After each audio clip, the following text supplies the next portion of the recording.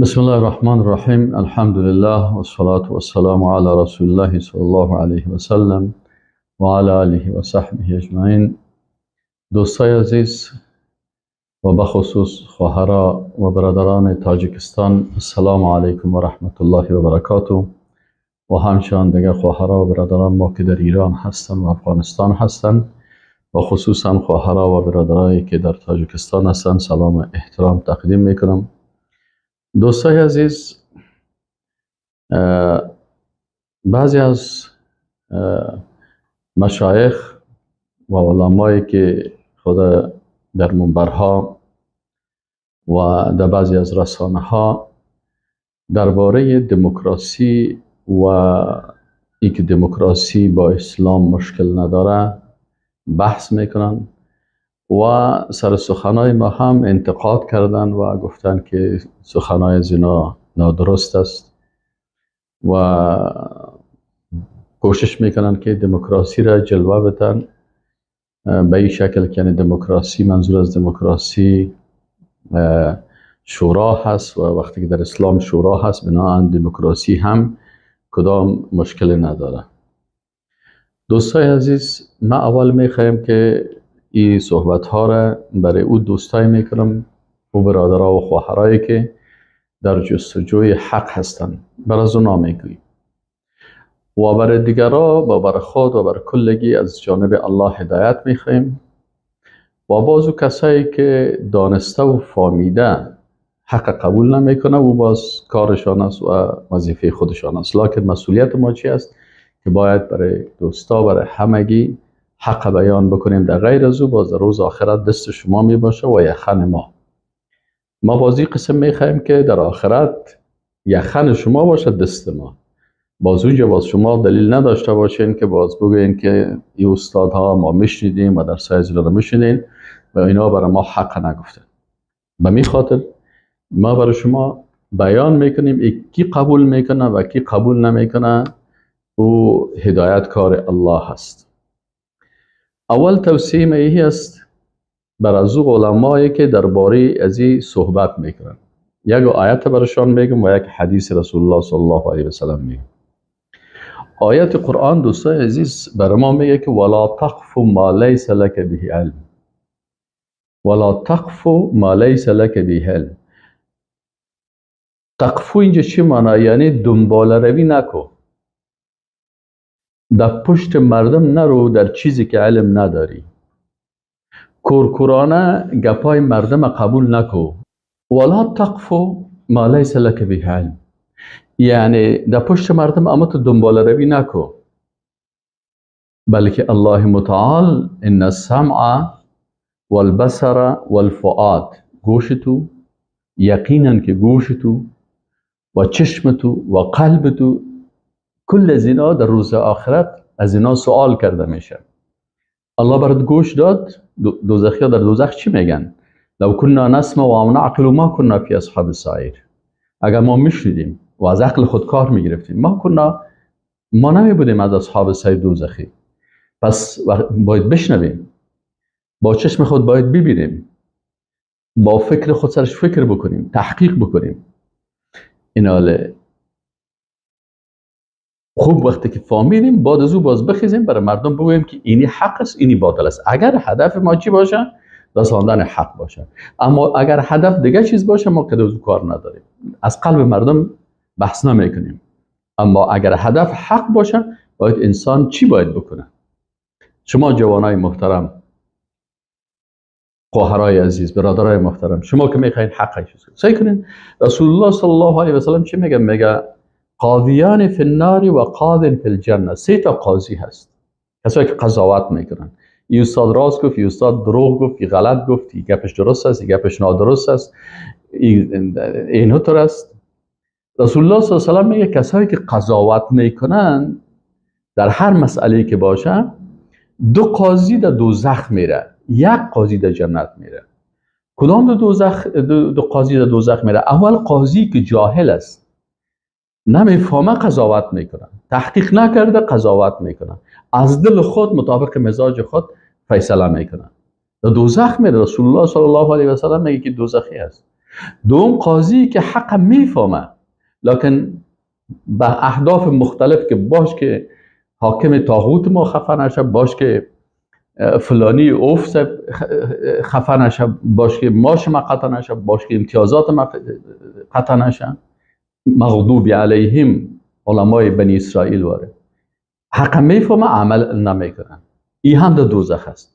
اما کی در جنت میره؟ او کسی که حق میفهمه و مطابق حق، اول خوب حق میفهمه باز مطابق از او فیصله میکنه، مطابق از او باز حکم میکنه.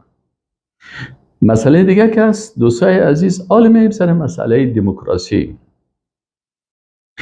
دموکراسی یک چیزی هست که از خارج آمده، از امریکا و اروپا آمده، و یا ای که ای از داخل هست، چیز خارجی هست. وقتی که یک چیز خارجی میاد، چیز خارجی رو باید ما اول از زبان خارجی بفهمیم. وقتی که تحقیق میکنیم، وقتی که خارجی چیز روان کرده، این رو باید بفهمیم که خارجی رو چی گفته. خوب فهمیدیم که خارجی اینی چیز گفته، بعد از او باز او را ما با اسلام مقایسه میکنیم که آیا این چیزایی که در اونجا هست این موافق اسلام است یا مخالف اسلام است. پیش از اینکه مقایسه بکنیم اول باید او را بفهمیم. باز بعد از او که فهمیدیم که اینی چیزایی از این در اسلام هستی نیست، بعد از او میگیم نظریات علمای بزرگ دیگه که هستن، کسایی که تحقیق کردن، اونا را مطالعه میکنیم که اینا درباره از این چی گفتن، درباره از اینا چی گفتن، و علمایی که مفتی هستن فتاوا دارن اینا چی میگن. اینا بحثایی که ما همین قسم یک بحث میکنم و همین قسم یک بحث کردیم. 10 سال 15 سال پیش ما درباره دموکراسی نوشته کردیم و کتاب دموکراسی و یک کتاب درباره نظام سیاسی اسلام نوشته کرده بودم. در اونجا از دموکراسی یا صحبت کردیم. باز کتاب مشخص به نام سکولاریسم و دموکراسی عمل هم خلاصه شده، سرش کار کرده میرم و عمل در جریان است و ما شروع کردم بر شما امور قسمتاش که خلاص شده براتون گفته برم. اینال در اینجا ما چی میکنیم؟ بحث علمی و اکادمیک. اول دموکراسی رو میشناسیم، از زبان کی؟ از زبان خارجی ها میشناسیم. یک وقت شاید 15 16 17 سال شب از این قصه، ما استاد بودم در پوانتون، من نمیشناختم دموکراسی را و نمیفهمیدم دموکراسی را که دموکراسی چی هست. خب هر کس هر چی گفته بودن ذهن ما هم متقاعد ود بود، نمیفهمیدیم که دموکراسی چی هست، چطور است، چنان است. بالاخره یک سفر به هندوستان داشتیم. در هندوستان یک پروفسور درباره دموکراسی، ما در 20 نفر از دانشگاه کابل استادا پروفسورها رفته بودن و در اونجا میهمان بودیم. یک شب ما را رئیس همون پوانتون انستیتوت اقتصادی بود در ممبای،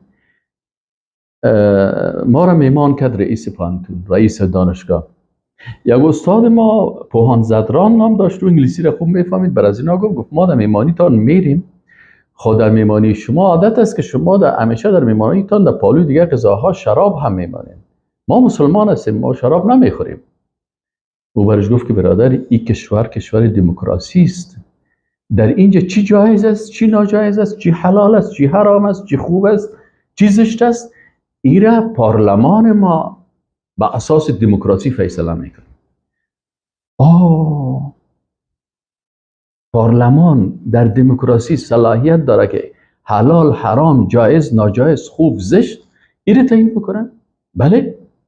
از این خاطر گفت در پارلمان ما فیصله شده که شراب جایز است، حلال است، هر کس میتونه بخوره. تو که مسلمان هستی نمیخوری دلت، اما ما نمیتونیم که باور خدا. بس جملهش خوبه متبیادم است گفت که this is our belief. این باور ما هست، یعنی این عقیده ما هست، این ایمان ما هست. از اونجا ما فهمیدیم که دموکراسی چی است. دموکراسی یک باور است، یک عقیده هست، در پالوی ازی که یک منهج است. پس آلیک آمدیم ما و شما میخوانیم که دموکراسی دو بخش داره.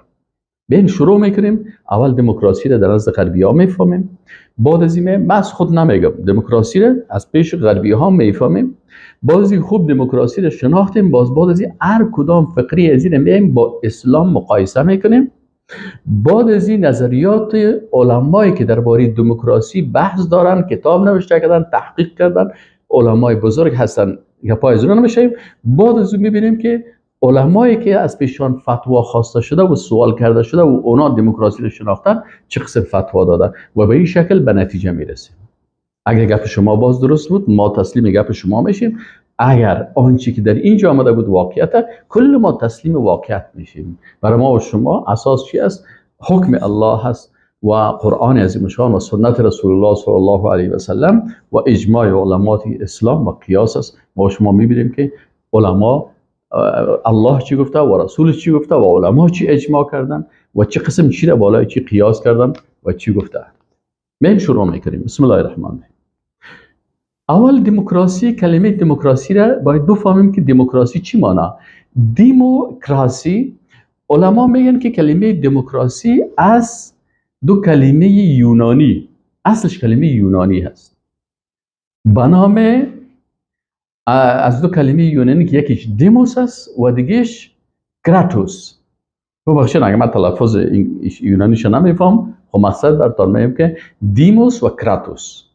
دیموس مردم و کراتوس قدرت و حکومت، یعنی قدرت و حکومت به دست کی باشه؟ به دست مردم باشه.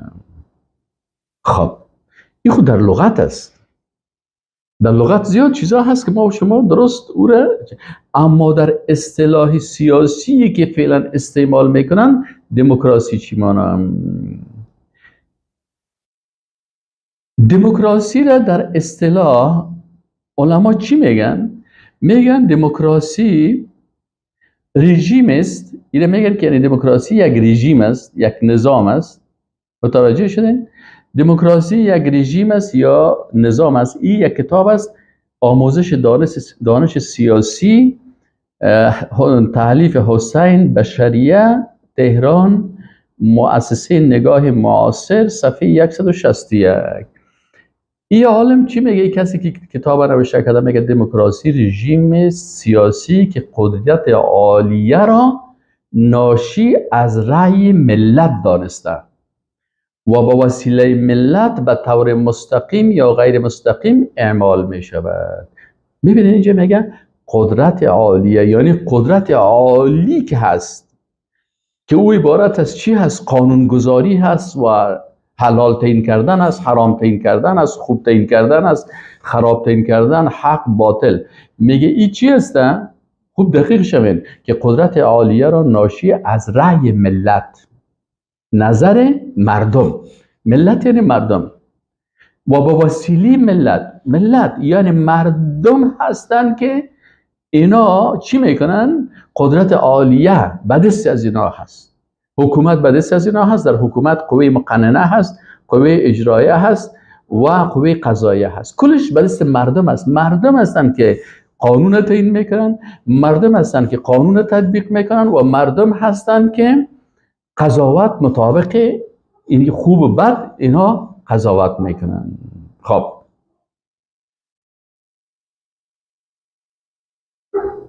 دموکراسی مهم که در علمای غرب یک کسی به نام یوروفسکی در کتاب به نام دموکراسی نوشته میکنه. چی میگه؟ میگه پرزیدنت لینکلن، لام دوام داره، یک کسی گفت که لام دومش سایلنت است، لینکلن من میخوانم، گفتن نه لینکلن بخوانین. پرزیدنت یعنی رئیس جمهور لینکلن در خلال یکی از جنگ‌های مهیب داخلی که برای حفظ ایالات متحده، یعنی منظورش ایالات متحده آمریکا، جریان داشت، در خاتمه سخنرانی ترین انداز خود در گیتسبورگ معروفترین تعریف از دموکراسی در تاریخ امریکا را به دست ما داد. ملوین یوروفسکی کتاب نوشته کرده، غربی هست، به نام دموکراسی. عالی میگه خوبترین تعریف دموکراسی را کی برای ما داده؟ میگه خوب تعریف دموکراسی را پرزیدنت لینکلن میگه برای ما داده. او چی میگه؟ او میگه که منظور او از دموکراسی چی است؟ میگه لینکلن میگه که دموکراسی دولت مردم توسط مردم برای مردم، حکم الشعب بالشعب للشعب. حکم مردم، حکم مردم یعنی قانونساز، حکومت کننده، قوه قضایه، اجرایه و مقننه مردم است. مردم است، مردم است، خالق نیست. حکومت مردم. ای علما از الله بترسید. ای علما گپ نزنین که در دوزخ برید. ای علما چیزی که از خارج میگه ایره چی کنین؟ ایره اول خوب بفهمین که اما خارجی چی میگه، اما کافری که جور کرده چی میگه. ایره که باز تو میخیزی بازی رو برای چی میگیری؟ برای یک کافر، مثل که یک نفر برای یک دانه کافر امریکایی رو بگیره، برای یک دانه لونگی و ریش خواره و تراجور کنه بگه اینم مسلمان. عقیدهش سعی کو، فکرش سعی کو، نظرش سعی کو. با لباس تو خونه میشه که تو بخیز لباس از رو تغییر بدی. اینا باید وقتی که در جستجوی حق هستی و مردم میخوای حق برسانی، که من فکر نمیکنم که حق بخوای برسانی، که اگر حق بخوای برسانی موبایل داری، کتابا هست، بفرمایید کتاب از این نفر در گوگل یافت میشه و بخوان. اگر خودت یاد نداری یک کسی دیگه را چی کن برات بخوانن. پس این میگه که حکومت مردم توسط مردم برای مردم، این هست دموکراسی. پس دموکراسی سه عنصر اساسی داره، یک عنصر نداره که شما میخیزید میگن که دموکراسی یعنی شورا. این از کجا کردین؟ دموکراسی سه عنصر داره: حکومت مردم، نه حکومت خالق، حکومت مردم. اما ما تو عقیده داریم که الحکیم الله هست. الله هست که تعیین میکنه که چی حلال است، چی حرام است، چی جایز است، چی ناجایز است. الله به رسول الله صلی الله علیه و آله میگه یا ایها النبی انا احللنا لك ازواجک، ای پیغمبر این خانم هایت ما برات حلال کردیم. یعنی حکم الله هست و الله در جایی که قدرت خدا بیان میکنه ضمیر جمع را بیان میکنه. و وقتی که پیغمبر عسل نمیخوره الله متعال برش میگه که یا ایها النبی لما تحرم ما احل الله لك تبتغي مرضات ازواجک، ای پیغمبر چرا چیزی که الله حلال کرده تو را حرام میکنیم؟ یعنی پیغمبر در این وقت گفت عسل نمیخوره. مردم وقتی پیغمبر عسل نخوره کل مردم فکر میکنه خیلی حرام است. پس چرا این کار میکنیم؟ متوجه هستیم؟ پس دموکراسی چی شد؟ حکومت مردم توسط مردم برای مردم. این حالا اگر شما از یک امریکایی پرسان کنین، اگر از یک اروپایی پرسان کنین، از یک دموکرات که هندی هست از این پرسان بکنین، باش بگو که اینجا مثلا خالق الله یا دین این چی جای داره؟ او میگه نه نه نه، اینجا حکومت مردم است، توسط مردم است، برای مردم است. از همین خاطر ما جمهوریت آوردیم. جمهوریت چی معنی؟ یعنی جمهور مردم بر خودشان قانون میسازن. اگر کلش قانون ساخته نمیتونه، در پارلمان نماینده خود تعیین میکنن، پارلمان نماینده میشینن کارتا را بالا میکنن. شراب چطور است؟ بخورن نخورن رای میدن. این اکثریت گفتن شراب بخورین، خلاص کی میکنه؟ پارلمان دموکراسی میکنه. هنوز ما شما در مسائل اسلام نامده که سرش چیز کنیم. خب این حال تاریخ دموکراسی رو باید ما شما بفهمیم. آیا دموکراسی در اینجا؟ نه، تاریخچه دموکراسی در غرب است. در غرب چی است؟ اونا میگن که یکی دموکراسی عین از زمانهای قدیم میگه بوده است، عین از زمانهای قدیمش ما شما کار نداریم. میگن تاریخچه دموکراسی در عصر امروز. در عصر امروز چی میگن؟ میگن در عصر امروز در اروپا کی بودن؟ میگه در اروپا بسیار اینمی حکومت کلیسا بود، حکومت کشیش ها بود، حکومت پاپ بود. این حالی این کشیش یا به نام چی میگن؟ میگن قانون آسمانی است. من نماینده خدا هستم در زمین شیشتیم، هر قانونی که من میسازم قانون خدا هست. این نظامش چی میگفتن؟ تیوکراسی میگفتن.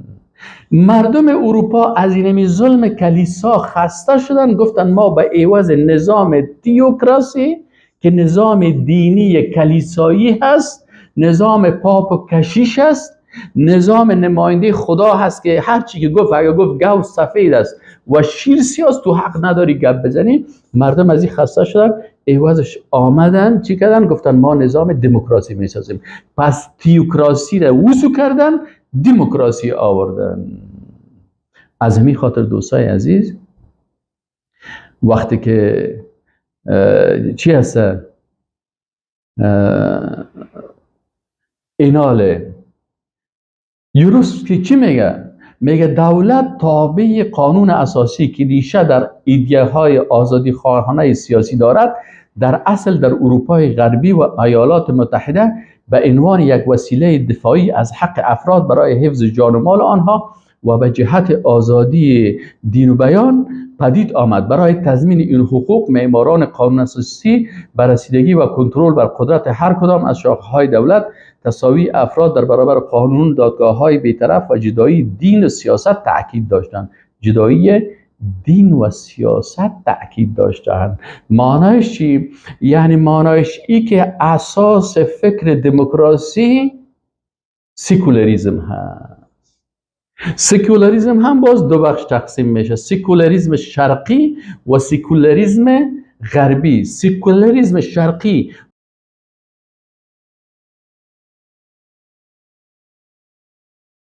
را